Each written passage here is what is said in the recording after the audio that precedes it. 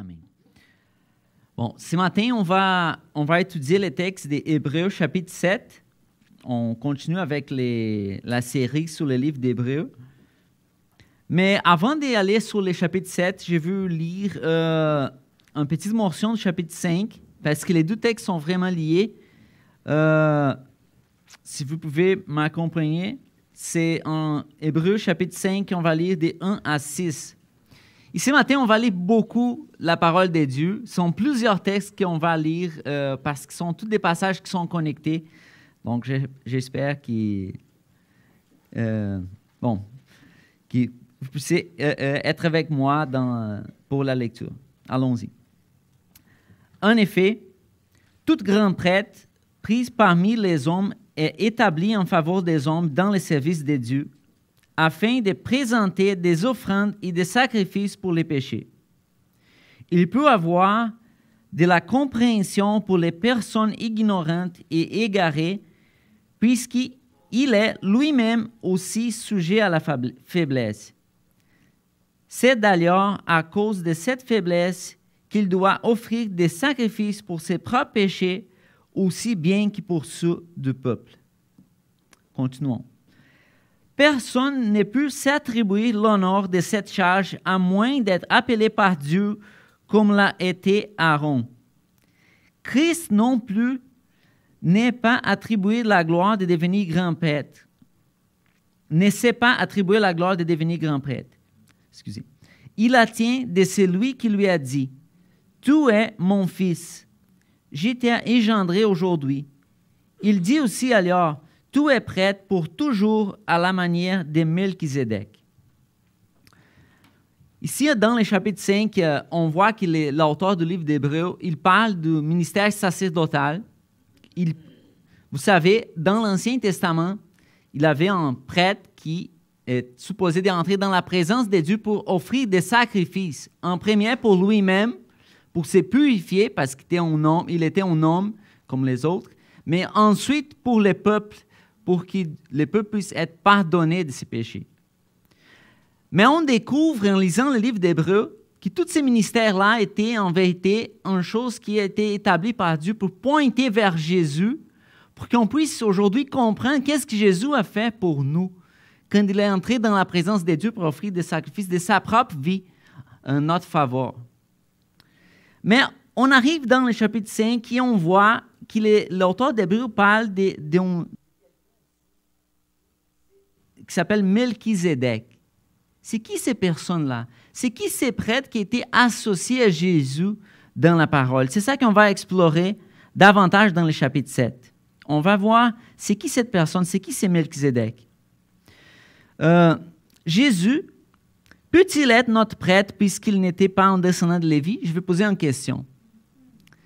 Parce que vous savez que quand Dieu a établi le ministère sacerdotal dans les temples, les prêtres étaient toujours les descendants de Lévi. Pour être un prêtre, il faut seulement une chose, être un homme qui est né dans la tribu de Lévi, un descendant de Lévi. Si tu regardes ta généalogie, à cette époque-là, si tu étais un descendant de Lévi, bon, c'est ça, tu es un prêtre de Dieu, tu vas servir dans les temples, c'est ça ton ministère. Mais quand on arrive dans ce moment du livre d'Hébreux, on voit que l'auteur est en train de dire que Jésus est notre grand prêtre. Jésus est un prêtre pour nous. Mais un jour, il va poser la question, mais comment est-ce que Jésus peut être un prêtre si Jésus n'est pas un descendant de Lévi? Nous savons que Jésus est un descendant de la tribu de Juda, parce que David, le roi, était de la tribu de Juda, et Jésus est fils de David, parce qu'il est le roi pour l'éternité. Il est le roi, le Messie, qui est venu de la tribu de David, de Juda, puis aussi de David. Mais comment est-ce que Jésus peut être un prêtre s'il n'est pas un descendant de Lévi? La réponse qu'on trouve dans la parole de Dieu est que le ministère de Jésus en tant que prêtre n'est pas comme le ministère de la famille de Lévi, mais un ministère comme le ministère de Melchizedek. Donc, il faut qu'on puisse regarder c'est qui c'est Melchizedek, que l'auteur d'Hébreux va nous parler. Et on trouve la réponse. Donc, lisons le chapitre 7. C'est Melchizedek était roi de Salem et prêtre de Dieu très haut. Il est allé à la rencontre d'Abraham lorsque celui-ci revenait de la défaite infligée au roi. Il l'a béni. Abraham lui a donné la dîme de tout. D'après la signification de son nom, Melchizedek est d'abord roi de justice, ensuite il est roi de Salem, c'est-à-dire roi de paix. On ne lui connaît ni père, ni mère, ni généalogie, ni commencement des jours, ni fin de vie, mais rendu semblable au Fils de Dieu, il reste prêtre pour toujours. Donc, qui est cette personne? Le texte nous a donné quelques pistes ici. Son nom, Melchizedek, il a un significat. Ça veut dire roi de justice. En hébreu, c'est ça ça veut dire le nom Melchizedek. Roi de justice. Mais il est aussi présenté comme le roi de Salem. Salem, c'est un autre mot qui veut dire paix, mais aussi c'était une région, un lieu, à cette époque-là, qui probablement c'est le même lieu qui est devenu plus tard Jérusalem, la ville de Jérusalem. Donc, avant même qu'Abraham a eu sa descendance et que toute l'histoire se passait avec Moïse pour sortir de l'Égypte, passer à travers le désert, pour entrer avec Josué dans la terre promise, et arriver à David, Jérusalem, devenir le centre, la capitale pour les peuples juifs. Avant de tout ça, il avait un roi de Salem qui s'appelait Melchizedek, qui était en même temps roi puis prêtre de Dieu très haut. C'est pour ça que quand c'est dit que lui, Melchizedek, on ne lui connaît ni père, ni mère, ni généalogie, ni commencement des jours, ni fin de vie. Cela signifie pas qu'il n'avait pas un père ou une mère, parce qu'on parle d'une personne qui a rencontré Abraham, mais on ne connaît pas l'histoire de cette personne. On ne sait pas, c'est qui le père de Melchizedek, on ne sait pas. On ne sait pas. C'est qui sa descendance, on ne sait pas. La seule chose qu'on sait, c'est qu'il était en même temps roi et prêtre de Dieu très haut. Et quand il a rencontré Abraham qui croyait dans le même Dieu, le Dieu très haut, créateur du ciel et de la terre, il a donné les dîmes, 10% de tout ce qu'il a gagné dans cette guerre-là pour libérer son Job. Lot, oui. Et après, ensuite, il a été béni par ces prêtres-là, Melchizedek. Donc, la première fois que Melchizedek est mentionné dans la Bible, c'est dans la Genèse chapitre 14, cet épisode-là d'Abraham. Je vais lire le passage. Lorsqu'Abraham revint de sa victoire sur Kedorlaomer et sur les rois qui étaient ses alliés, les rois de Sodome sortit à sa rencontre dans la vallée de Chavé, c'est-à-dire la vallée du roi. Puis Melchizedek, roi de Salem, fit apporter du pain et du vin. Il était prêtre de Dieu très haut. Il bénit Abraham en disant qu'Abraham soit béni par le Dieu très haut, le maître du ciel et de la terre. Béni soit le Dieu très haut qui a livré tes ennemis entre tes mains. Et Abraham lui donnait la dîme de tout. Donc, c'est ça qu'on voit la première fois dans la Bible, ces personnages-là.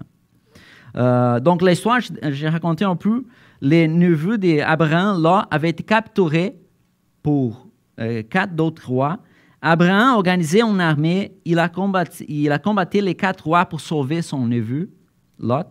Et au retour de la bataille, il rencontre cette prêtre-là, Melchizedek. Donc, Melchizedek n'est pas Jésus, c'est une autre personne qui était là. Mais son ministère, les choses qu'il représente est connecté avec la vie de Jésus, comme on va voir bientôt. Il ne savait pas, Melchizedek, tout ce qu'il était en train de faire, mais cela a été réalisé plus tard pour le roi David, que le Messie serait comme le prêtre Melchizedek, qu'il serait en même temps le roi puis le prêtre de Dieu très haut. Et on trouve ça dans d'autres passages, aussi dans le Nouveau Testament. Donc, Genèse chapitre 14, c'est la première fois que Melchizedek est mentionné. La seconde passage biblique qui parle de Melchizedek se trouve dans les psaumes 110, écrit par le roi David, plusieurs années plus tard. Ce même psaume 110, a été cité par Jésus dans Matthieu chapitre 22 et ensuite pour l'auteur d'Hébreux dans les textes que nous avons lus. Regardons ensemble les psaumes 110. C'est un psaume de David. David a écrit « L'Éternel a déclaré à mon Seigneur, assieds-toi à ma droite jusqu'à ce que j'ai fait de tes ennemis ton marchepied. L'Éternel atteindra des Sion le sceptre de ta puissance, domine au milieu de tes ennemis. Ton peuple est plein d'ardeur quand tu rassembles ton armée avec des ornements sacrés du sein de l'aurore. Ta jeunesse vient à toi comme un rosée. L'Éternel a juré et il ne se rétractera pas. Tout est prêt pour toujours à la manière de Melchizedek. Donc, c'est vraiment intéressant que David, quand il était déjà un roi, par le Saint-Esprit, il a parlé ces psaumes-là, il a écrit ces psaumes. Et ces psaumes disent que Dieu l'Éternel est en train de déclarer à son Seigneur. Donc, David dit, l'Éternel a dit à mon Seigneur, assieds-toi à ma droite. Et ensuite, l'Éternel a juré, il ne se retirera pas, tout est prêt pour toujours à la manière de Melchizedek. Jésus, quand il parlait avec les pharisiens dans Matthieu chapitre 22, il a posé une question pour les pharisiens. Il a dit, vous disiez que le Messie est fils de David. Mais comment est-ce que David lui-même, par le Saint-Esprit, il a dit, le Seigneur, l'Éternel a dit à mon Seigneur. Et ensuite, vous savez l'histoire. Donc, Jésus est en train de poser une question difficile pour les pharisiens pour montrer que le Messie est plus grand même que David. Il est plus grand que David au point que David l'appelle « mon Seigneur ». Quand David parle du Messie, il parle « mon Seigneur ». L'Éternel a dit à mon Seigneur. C'est le Messie qu'on trouve dans ces psaumes. Mais on découvre ici que le Messie est en même temps descendant de David, mais aussi sacerdote de l'ordre de Melchizedek. Et que ça a été un serment. Dieu a juré ça et que ça ne changera jamais. Ne changera pas jamais. Donc, c'est intéressant de voir que quand David a parlé par le Saint-Esprit, il a dit que quelqu'un va venir dans le futur qui va être en même temps les rois, les messies, puis aussi les prêtres. Parce que vous savez, à cette époque-là, les rois et les prêtres étaient deux personnes différentes. Pour être prêtre, il faudrait être de la descendance de Lévi, pour être roi de la descendance de Juda. Mais Jésus, il est prêtre et roi en même temps, parce que son ministère des prêtres vient, il est prêtre comme Melchizedek qui a été en même temps roi de Salem, puis aussi prêtre de Dieu très haut. Jésus est la seule personne capable d'assumer parfaitement les deux fonctions, des rois et des prêtres. Même nous, les baptistes, nous avons, c'est un principe baptiste de la séparation entre l'État puis l'Église, non? L'Église et l'État. On comprend qu'ici, dans ce monde, n'a aucune condition que l'Église puisse avoir le même pouvoir que l'État. C'est bon pour la société que ce soit deux choses séparées. Parce que, oui, c'est vrai, la seule personne qui est capable d'avoir la puissance comme roi et en même temps comme prêtre est Jésus. Ça va y arriver un jour. Les principes baptistes, un jour, on ne va pas avoir besoin de ces principes quand Jésus est revenu. Parce que Jésus va être les rois puis les prêtres pour l'éternité. Donc, l'autre chose que je trouve vraiment intéressante, c'est voir la connexion entre les textes bibliques qu'on vient de lire. Parce que l'épisode de Genèse chapitre 14, qu'Abraham a rencontré Melchizedek, ça se passait environ 2000 ans avant de Jésus. Entre 1800 et 2000 ans avant de Jésus. Ensuite, 1000 ans avant Jésus, on voit David, par le Saint-Esprit, reconnaître que le Messie serait comme un prêtre de l'ordre de Melchizedek. 1000 ans plus tard, David voit la connexion entre le ministère du Messie et Melchizedek. Et 1000 ans plus tard, dans l'époque de Jésus, Jésus parle de ces psaumes et l'auteur d'Hébreux vient nous expliquer que oui, c'est vrai, le propre David avait prophétisé ça. Jésus est le roi puis le Messie. On parle d'une distance de 2000 ans entre les textes bibliques, mais les 3 textes bibliques sont connectés. Ça, c'est vraiment une chose incroyable dans la parole de Dieu. Donc, la Bible n'est pas une collection d'histoires déconnectées. On lit l'histoire de Melchizedek. Si cette histoire est là, est parce que Dieu a un but, un objectif pour chaque mot qui est écrit dans la Bible. Et ça va être révélé dans un moment de l'histoire. La Bible n'est pas une collection d'histoires déconnectées, mais une œuvre divine inspirée par le Saint-Esprit de Dieu pendant toutes ces années-là. 2000 ans d'histoire et plus. Donc, si on continue dans le texte d'Hébreux, chapitre 7, dans le verset 4, on lit « Remarquez quelle est la grandeur de ces personnages. » Il parle de Melchizedek. « Puisque le patriarche Abraham lui a donné la 10e de son butin. D'après la loi, ceux des descendants de Lévi qui remplissaient la fonction des prêtres ont l'ordre de prélever les dîmes sur les peuples, c'est-à-dire de leurs frères qui sont pourtant issus d'Abraham. Mais Melchizedek, bien qu'il ne figurait pas dans leur généalogie, a prélevé la dîme sur Abraham et il a béni celui qui avait les promesses. Or, indiscutablement, c'est l'inférieur qui est béni par les supérieurs. De plus, dans les cas des descendants de Lévi, ceux qui perçoivent la dîme sont des hommes mortels, tandis que dans le cas de Melchizedek, c'est quelqu'un dont on atteste qu'il est vivant. Un autre Lévi qui perçoit la dîme, l'a pour ainsi dire aussi payé par intermédiaire d'Abraham. Il était en effet encore dans les règnes de son ancêtre lorsque Melchizedek est allé à la rencontre d'Abraham. Donc, l'auteur est en train de nous expliquer que Jésus, comme sacerdoce de l'ordre de Melchizedek, est supérieur à Abraham, puis aussi supérieur à Lévi. Lévi n'était pas encore né à cette époque-là, donc il parle avec un langage comme s'il était encore dans les corps d'Abraham. Ici, Abraham a donné la dîme à Melchizedek, c'est comme si Lévi, indirectement, a aussi donné la dîme à Melchizedek. Donc, Jésus est supérieur à Abraham parce que Jésus est comme Melchizedek et Melchizedek a béni Abraham après cet épisode. Donc, Melchizedek pointe vers Jésus. On voit ici la supériorité du ministère de Jésus. OK, c'est très théologique, c'est beaucoup de passages bibliques, mais qu'est-ce que ça veut dire pour nous aujourd'hui? C'est quoi l'application pratique pour notre vie?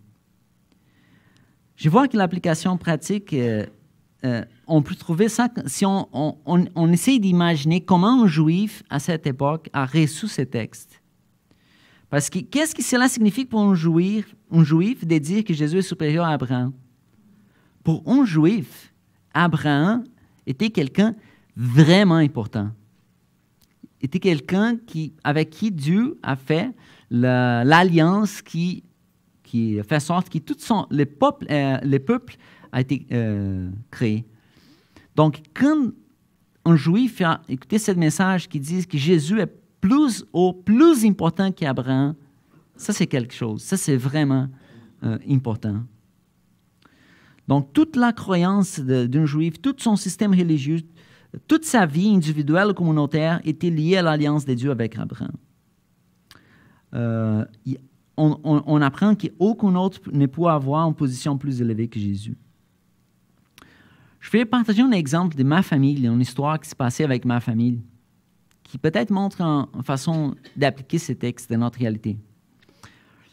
Vous savez que la première personne qui a donné sa vie à Jésus, qui s'est converti, c'était ma mère dans ma famille. Ensuite, c'est ma soeur. J'étais le troisième et la dernière personne, c'était mon père. C'était le plus difficile. Avant, toute ma famille était vraiment très impliquée dans l'Église catholique à l'époque. On était catholique au Brésil, mais c'était vraiment une religion pour nous, pas vraiment en relation avec Jésus. On ne comprenait pas les vérités bibliques à cette époque. Mais on faisait toute la pratique religieuse. On faisait, comment on dit en français, les rosaires. Oui, la chapelle. Ce qui tu pries à Marie 10 fois, une fois Notre Père. On faisait ça à la maison. Je me rappelle, j'étais enfant. presque un adolescent, et c'était en pratique chez nous. Puis, ma mère, elle a eu un problème de santé. Il y a cette époque, je me rappelle qu'on a prié beaucoup la chapelle, les rosaires à cause de la santé de ma mère. Et après, le problème était vraiment compliqué, mais après, en bout de temps, après quelques années, ma mère a fait une chirurgie, tout a été, elle était comme guérie, et tout a bien passé. Donc, pour mon père, abandonner la pratique catholique qu'il avait, de prier à Marie, était vraiment difficile. Parce que pour lui, il avait prié à Marie, et c'est Marie qui avait répondu la prière pour la santé de ma mère. Donc, mon père nous disait, mais vous allez oublier Marie, après tout ce que Marie a fait pour vous, vous allez oublier Marie. Et ma mère disait à mon père, mais Louis, c'est son nom, n'est pas Marie. Dieu a fait grâce, mais c'était Jésus qui m'a guéri. C'est Jésus qui a répondu à notre prière, même si on était ignorant ou on ne comprenait pas exactement qu'est-ce qui se passait. Mais Jésus nous fait grâce, il a gardé ma vie. Mais on n'a pas besoin d'aller vers Marie si on peut aller directement à Jésus. Mais pour mon père, c'était difficile de laisser cette croyance que c'est Marie l'intermédiaire qu'on avait.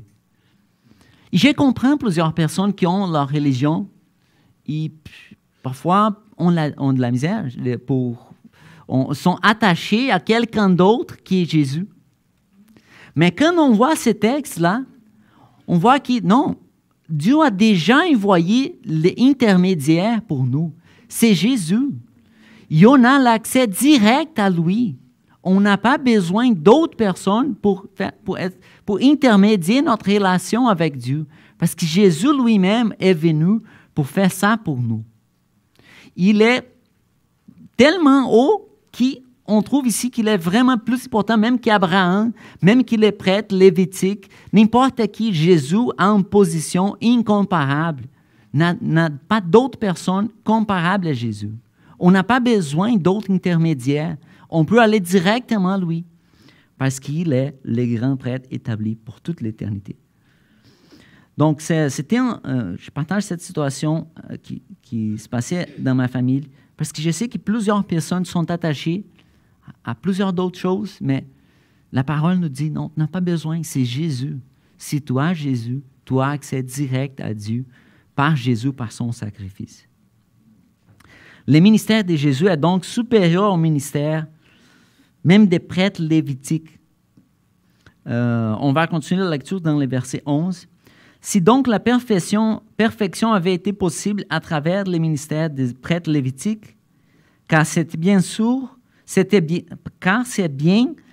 lui qui repose la loi donnée au peuple, était-il encore nécessaire qu'il surgisse un autre prêtre établi à la manière de Melchizedek et qu'il soit présenté comme n'étant pas établi à la manière d'Aaron?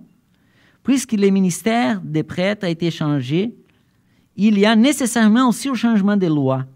En effet, celui qui vise les passages cités appartient à une autre tribu, dont aucun membre n'a fait le service, aucun membre n'a fait le service de l'autel. De fait, il est parfaitement clair que notre Seigneur est issu de Juda, tribu dont Moïse n'a absolument pas parlé concernant la fonction des prêtres. C'est le plus évident encore quand cet autre prêtre qui surgit est semblable à Melchizedek, établi non d'après un principe de filiation prescrit par la loi, mais d'après la puissance d'une vie impérissable.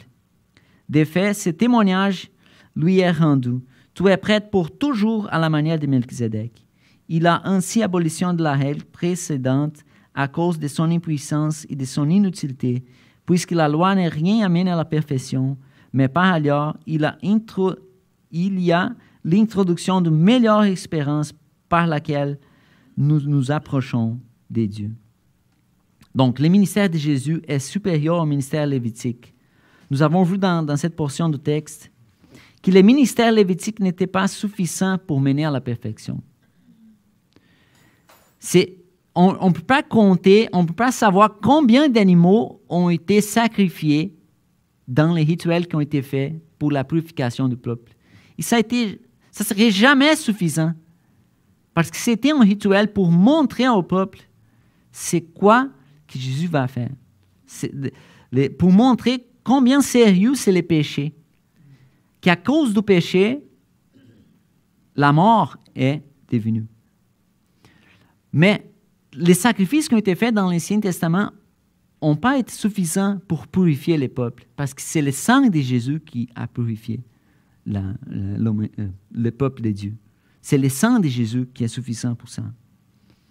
Nous sommes plus sous la cérémonielle de l'Ancien Testament. Elle était complètement accomplie en Jésus-Christ. Pourquoi on ne continue pas à faire des sacrifices aujourd'hui? Parce que le sacrifice de Jésus a été suffisant. Le sacrifice de Jésus a été efficace pour le pardon des péchés. Et vous savez, il y a plusieurs religions, même aujourd'hui, qui font des sacrifices des animaux. Je ne sais pas ici, mais au Brésil, on voit ça. Mais c'est intéressant de voir que même les personnes qui ont des différentes religions ont cette idée qu'il faut faire un sacrifice pour être bien avec la divinité. Mais c'est vrai, il faut faire un sacrifice. Mais le sacrifice n'est pas des animaux, c'est le sacrifice de Jésus. Quelqu'un peut faire 1000 sacrifices des animaux, ça ne va pas jamais être suffisant.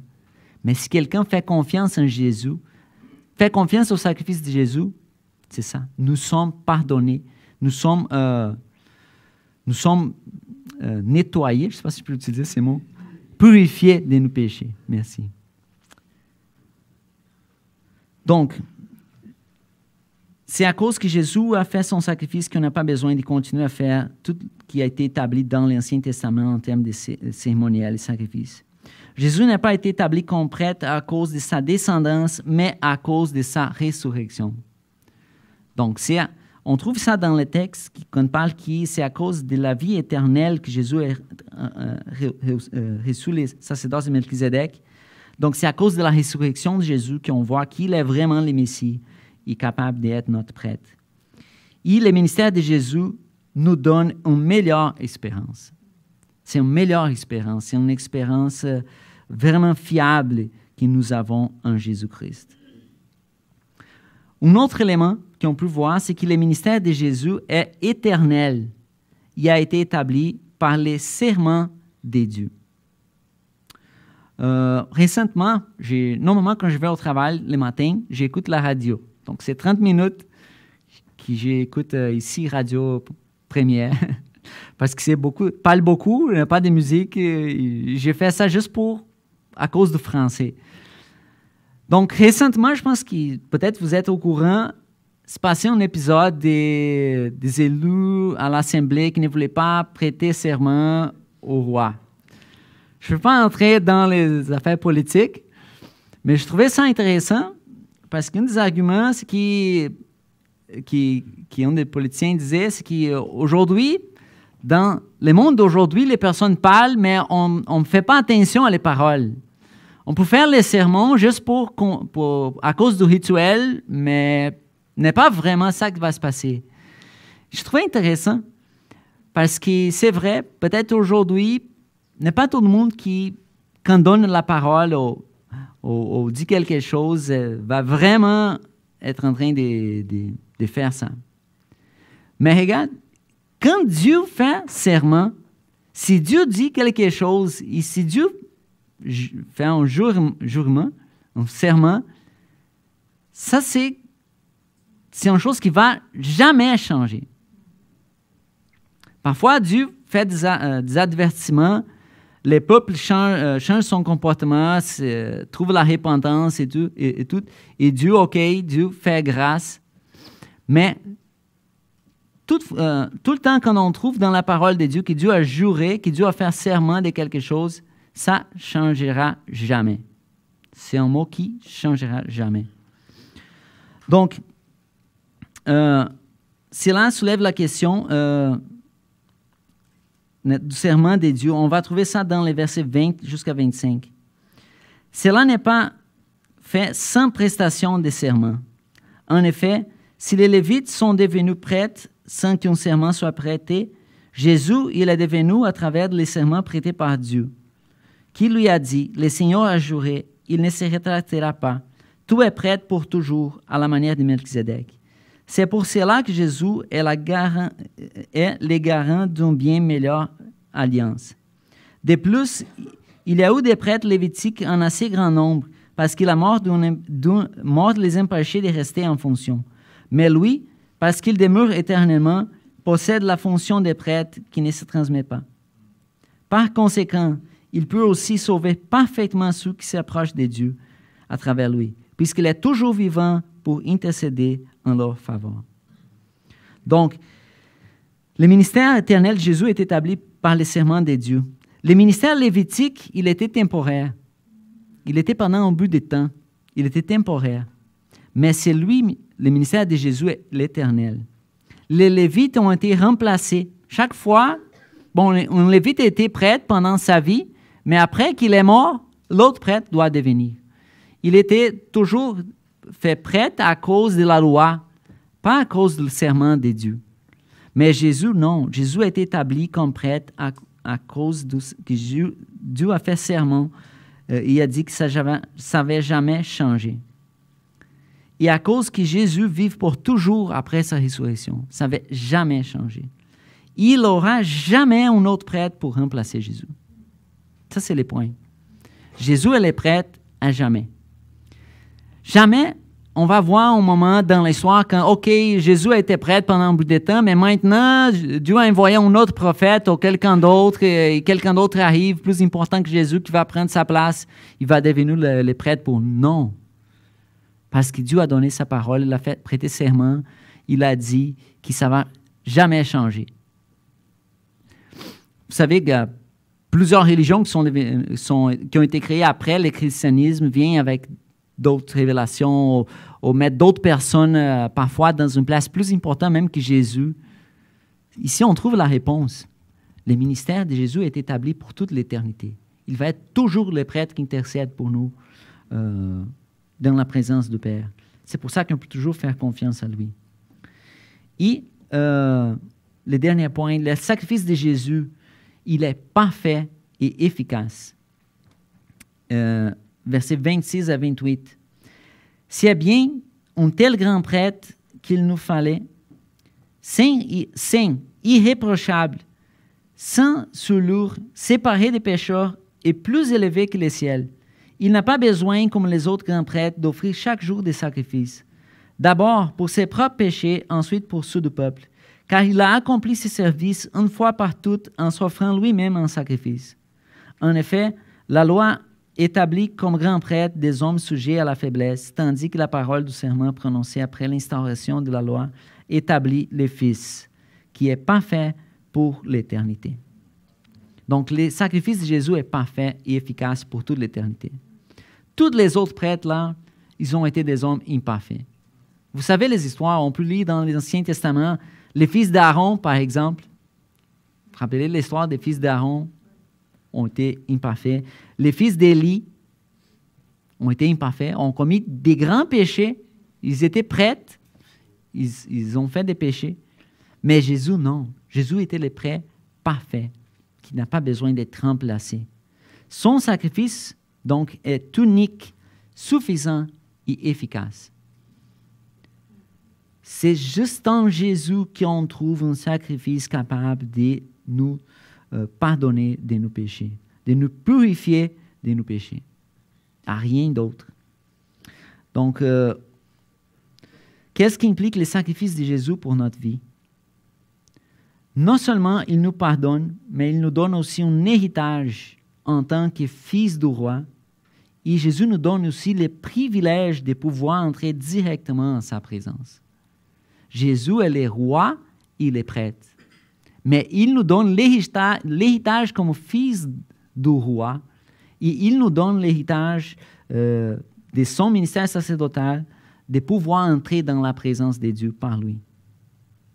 On trouve ça dans 1 Pierre, chapitre 2. Le texte va nous dire que vous êtes un peuple choisi, des prêtres royaux. Nous sommes, à cause de Jésus, en Jésus, nous sommes un peuple choisi, des prêtres royaux, l'élément de la royauté, mais aussi du ministère sacerdotal que nous avons autant qu'Église. Puis en Apocalypse chapitre 5, versets 8 à 10, on voit les moments quand tous les élus vont être rassemblés dans la présence de Dieu, les êtres spirituels vont être là aussi en train de louer Jésus pour toute l'éternité. Et dans cette louange-là, voici qu'est-ce qui est écrit. Tout, Jésus est digne de prendre le livre et d'en ouvrir les cieux, car tu as été offert en sacrifice et tout a racheté pour Dieu par ton sang des hommes de toute tribu, de toute langue, de tout peuple, de toute nation. Tout a fait d'eux des rois et des prêtres pour notre Dieu, et ils régneront sur la terre. Donc Jésus est le roi et le prêtre, et il partage ce ministère avec nous à cause de son sacrifice et sa résurrection. Donc, juste pour faire un petit rappel, dernière diapo, Jésus est notre prêtre. Il est supérieur même à Abraham. Son ministère est supérieur au ministère lévitique. Son ministère est éternel, établi par les serments de Dieu. Et son sacrifice est efficace pour nous pardonner et purifier. Alors, ayons confiance et restons fermes en lui. Je termine avec une question. Qui est ton prêtre? Amen. Parce que si quelqu'un est ici, il n'a pas reçu Jésus comme ton roi, ton prêtre, ton Seigneur, ton Sauveur, à pas d'autre. C'est lui, la seule personne capable de nous sauver de nos péchés. Il a fait ça par son sacrifice d'amour. Donc, je t'invite vraiment à réfléchir sur qui est cette personne, Jésus, parce qu'il n'a pas d'autre personne plus importante. Il n'a pas d'être spirituel ou humain, quoi que ce soit, plus haut que Jésus. C'est à lui. Et nous avons le privilège d'être appelés par lui à le suivre et à vivre et faire confiance en son sacrifice. Prions. Oui, Jésus, je te remercie pour ta parole. Je te remercie parce que ton sacrifice est suffisant, efficace, unique. Et on trouve en toi le pardon de nos péchés. Et on trouve en toi un grand prêtre qui est toujours en train d'intercéder pour nous. Oui, que tu sois adoré aujourd'hui, mais pour toute l'éternité. À toi seulement la gloire. D'autres personnes ne méritent pas la gloire, c'est juste à toi. Merci Jésus pour ta parole. J'ai prié pour chacun d'entre nous qu'on puisse vraiment être attaché à toi, notre grand prêtre, aujourd'hui, mais aussi pour toute l'éternité. En ton nom que j'ai prié. Amen.